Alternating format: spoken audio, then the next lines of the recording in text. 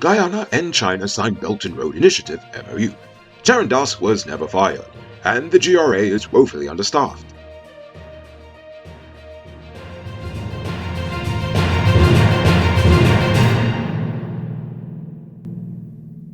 I am Enrico Beaufort, and this is Uncut News. To see news happening, send us a tip on WhatsApp at 592-659-6151.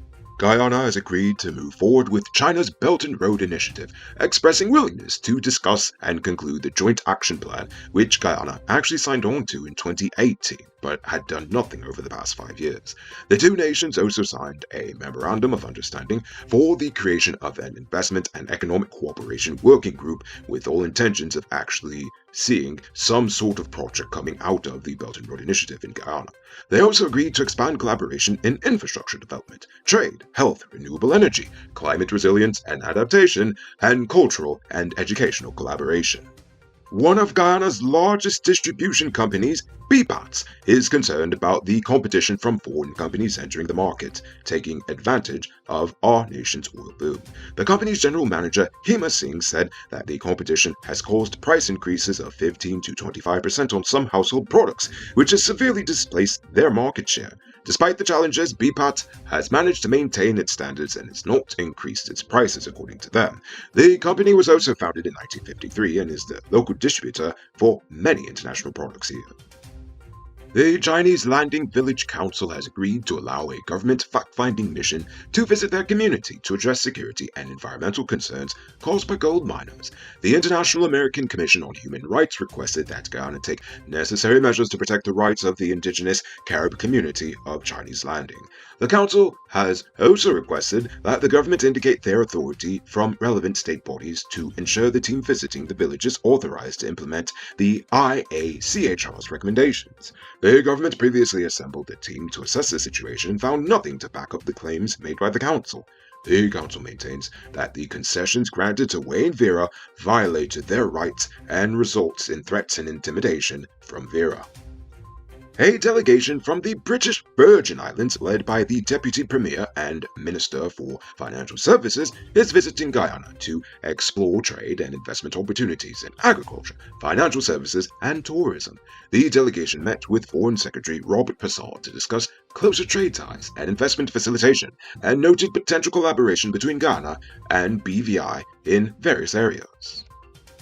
Over the years, the government has invested over $500 million in the restoration and expansion of our nation's mangrove ecosystem, which is honestly probably one of the greatest and most important projects to come out of the Jagdeo administration way back when, just saying.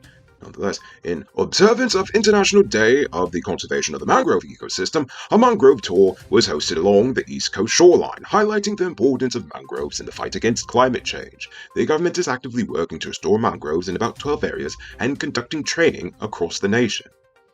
Minister of Foreign Affairs Hugh Todd recently disclosed that Charan Das Prasad was never fired. The former High Commissioner to India still receives payments from the Ministry of Foreign Affairs, as his employment contract was never terminated. His role at the ministry, however, is unclear, as he has not been present since his recall. Nonetheless, the Accounts Department was instructed to keep sending his money to his account, as he still has an active contract with them. Starbuck News tried to contact Prasad, but apparently he's ignoring their calls. Attention truck owners. Between potholes, bad drivers, and high fuel prices, you've got 99 problems to deal with. But with Powered Automotive, your engine ain't one. That's because they stock high-quality parts and spares you need at prices you can't beat. Visit them at Lot 491 EE Eccles, or call or WhatsApp them at telephone number 697-0171.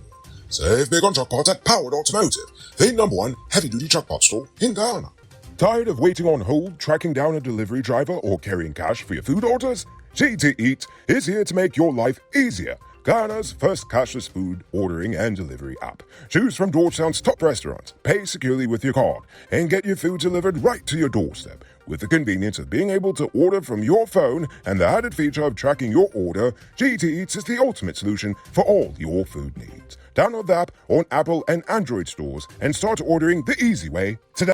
Now for crime news. Security guard Gerald Anthony Sobers has died from a gunshot wound to his neck sustained during an incident on July the 3rd at a supermarket on the east coast of Demerara. The suspect, who's also employed with a private security firm, has not yet been apprehended. The incident is believed to have stemmed from an encounter 3 weeks prior to the shooting, during which the suspect had allegedly attempted to shoot Sobers with his service pistol over some disagreement over an electric bike. On Sunday, Guyana observed World Day Against Trafficking in Persons with a commitment to fight against trafficking and to dismantle networks as well as prosecute perpetrators. While the U.S. State Department has indicated that Guyana has met the minimum standards for the elimination of trafficking in persons, there is significant room for improvement, including increased prosecutions and convictions in sex and labor trafficking cases. Now for today's oil update. JOP Property Holdings Incorporated is seeking approval to construct a $25 million 240-meter long wharf near Baker Hughes' Supercenter on the Demerara River. This is being built with all intentions to support our nation's oil and gas industry. The facility will allow for the transition of products and supplies to offshore operations. The company is seeking approval from the Environmental Protection Agency, and the facility will add to existing industrial and commercial activities in the area. In other oil-related news, the Guyana Revenue Authority's Petroleum Revenue Department, responsible for regulating oil and gas companies in Guyana, has less than half of the necessary staff, with 34 vacancies remaining. Efforts to attract workers with higher salaries, as well as a sense of patriotism, have been unsuccessful, and trained workers are often recruited by oil companies offering even higher salaries. The GRA has been training existing staff to transfer to the understaffed department, but there remains a shortage of staff and skills, leading to selective audits and the use of external auditors. It might not be robbery season, but the streets are still mean. That's why you need to get security for your home and business through Sheriff Security Service. Sheriff Security offers well-trained guards, armed and unarmed patrol, marine patrol, canine services. These people even got drones. Why? Because your security is their highest priority. You've seen the rest, now hire the best. Hire Sheriff Security Service today. Now for our Uncut News Views Poll question of the day. Every day we pose a question about current events in Ghana, the region, the diaspora, and how you feel it plays swaps. On Friday, I asked your opinion on the news, or a news topic.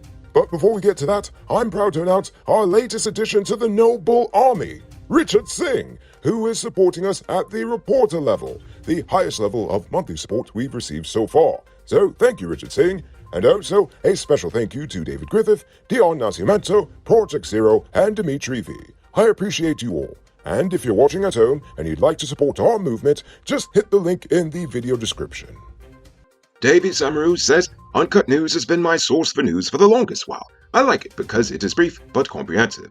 While I'm on the topic of Uncut News, what happened to Jay Gyro, Samuel Ramsey, Dopamine, Darky North, and Pemsey? We haven't heard from them in a while. No, you're absolutely right. They used to comment almost daily.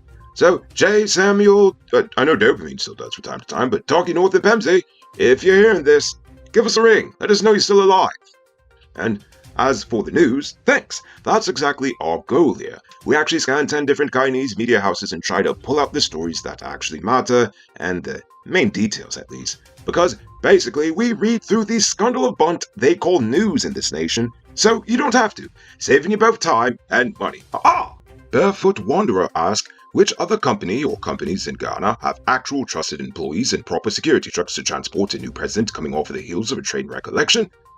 This is the point where I shamelessly plug Sheriff Security. But no, I get where you're coming from. Anyway, put yourself in his shoes for a hot sec. Would you just trust anyone to secure your well-being? Well, honestly, I see where you're coming from, but this is my problem. This is indicative of the type of governance they offer us as Guyanese. Now, think about it. You take the man truck, only for turn around and basically disavow any connection to him. It's funny, and not in a ha-ha way, that Jack Dio seems so poised to throw the man under the bus over mere rumors of a case which we still have not heard all of, but was ready to take the man money to get into power. Honestly, my opinion on the man and how he makes his money is irrelevant, but what does matter is integrity from our politicians. If they weren't ashamed to take the money then, they shouldn't be ashamed to answer to the people about it today. If you ask me, their eyes pass he, and their eyes pass we, the people. And finally, Conrad Thomas says, I don't think anywhere else in the world where friendship and connections doesn't automatically bring you special privileges. Something is unique about our government. No special privileges for friends? Haha, big joke. That's what I'm saying. It's honestly an insult to our intelligence as a nation, not just for a JAG deal, but literally anyone from that PNC cabal, because they're all just one big party. It's an insult for them to try to convince us that they are not in bed with our nation's ruling elite. Honestly, this is the case everywhere in the world. In fact, there's no such thing as a Guyanese billionaire, nor an American, or even a Chinese billionaire, because that class of people have no national loyalties, only national business interests. And, well, I'll just leave it at that, because I'm pretty sure we got shadow banned because I asked you all your feelings about the stab pokey no juice last month, and I ain't able with another shadow ban, we just got out of it. Now for tonight's question.